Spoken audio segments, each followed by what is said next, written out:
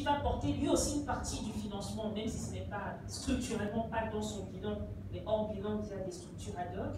Mais quelque part, c'est ce partage de risques.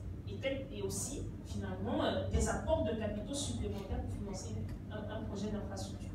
Ça, c'est important. Il ne faut pas l'oublier. Les routes, parce que très souvent, à la fin des contrats de concession, la propriété est transférée à l'État.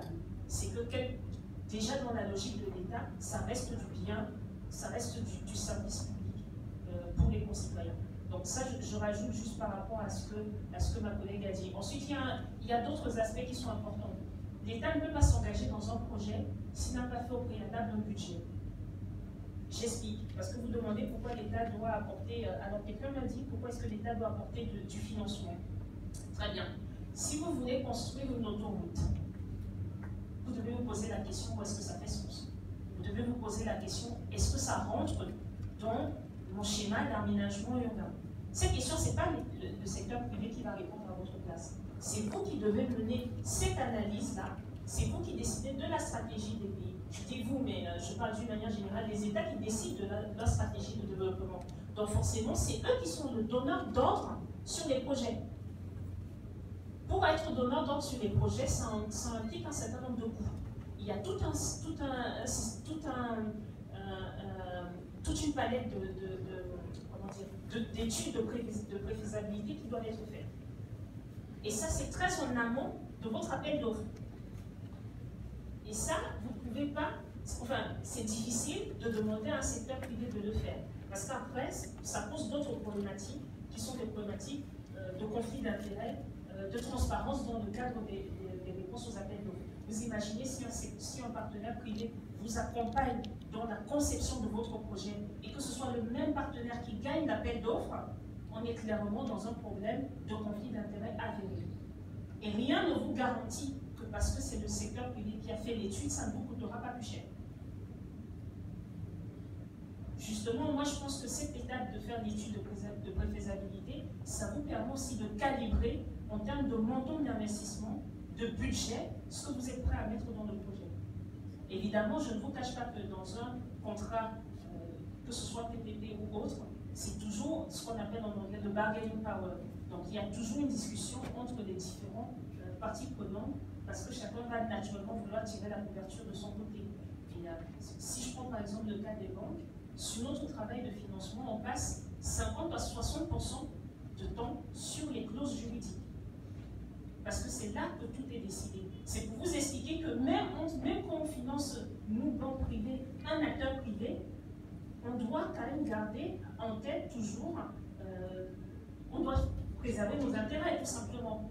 Et ce qui est formidable avec l'infrastructure durable, et ça c'était une de vos questions, c'est qu'à travers les financements innovants, on veut aligner les intérêts des différents acteurs. C'est pas facile, mais c'est important pour s'assurer qu'au-delà juste du profit, il y a une véritable utilité aux investissements qui sont mis en œuvre.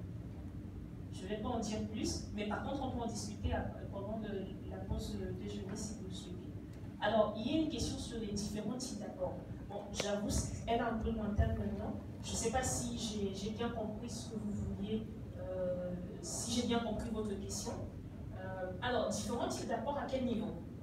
Quand on parle de la structure d'un projet ou d'une manière générale, quand l'État doit financer? Si on parle de la structure d'un projet, je vais dire que les accords ils peuvent être de trois ordres.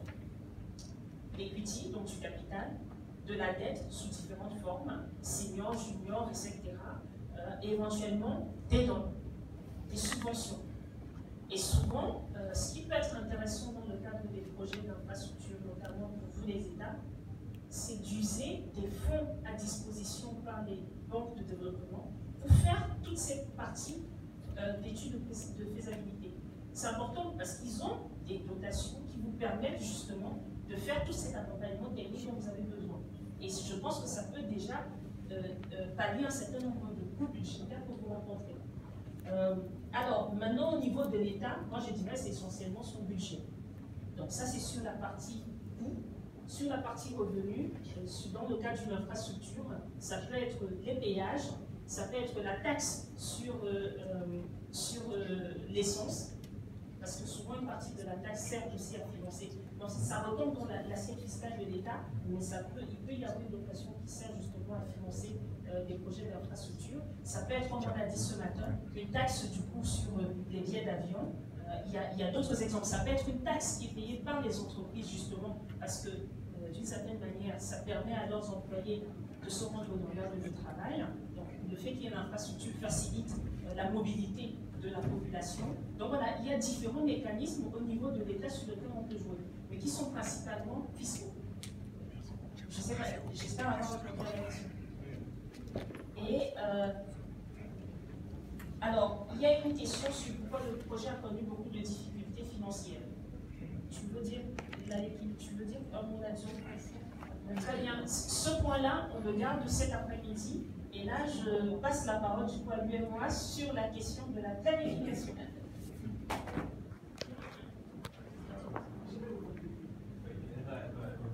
En fait, je voulais apporter des précisions par rapport à la question de M. Goïta, c'est ça? Oui. Voilà. En fait, il y a la stratégie de promotion des PPP, le projet de stratégie de promotion des PPP dans l'espace UMOA, que la Commission est en train d'élaborer. Hein? On avait prévu dans l'axe stratégique 3 la mise en place dans les États membres de mécanismes de financement des études préalables. Donc ça a été prévu par une clause, je pense que l'expert de la BOAD pourra confirmer. Donc ce mécanisme pourrait prendre la forme d'un fonds d'études.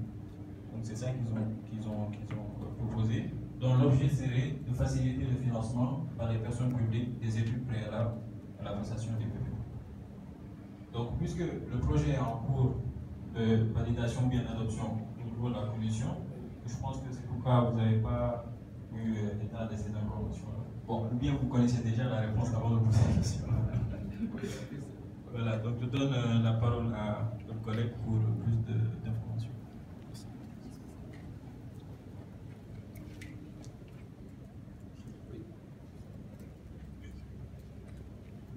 Je pense que c'est pas plus que ça. Et, sauf que ce que je voudrais ajouter, c'est par rapport au fonds d'amorçage au niveau de la BOAD. Là, je m'adresse à monsieur de la BOAD parce que je me rappelle qu'en 2016, il était question effectivement de mettre au niveau de la BOAD un fonds d'amorçage qu'on appelait le fonds d'infrastructure. Et dans ma compréhension, ce fonds a pris aussi en compte les études préalables pour la mise en place des infrastructures. Et je me rappelle que c'est un cabinet de Dadis qui était chargé d'études et qui avait même rendu son rapport au jour d'aujourd'hui. Est-ce que le fonds est opérationnel? Ça, je ne sais pas. Mais je sais que ça fait un plus par rapport en plus de ce que la commission du développement compte faire. Donc, on va se retrouver peut-être avec deux fonds, ce qui n'est pas trop, au niveau de la région pour vraiment accompagner les États par rapport aux études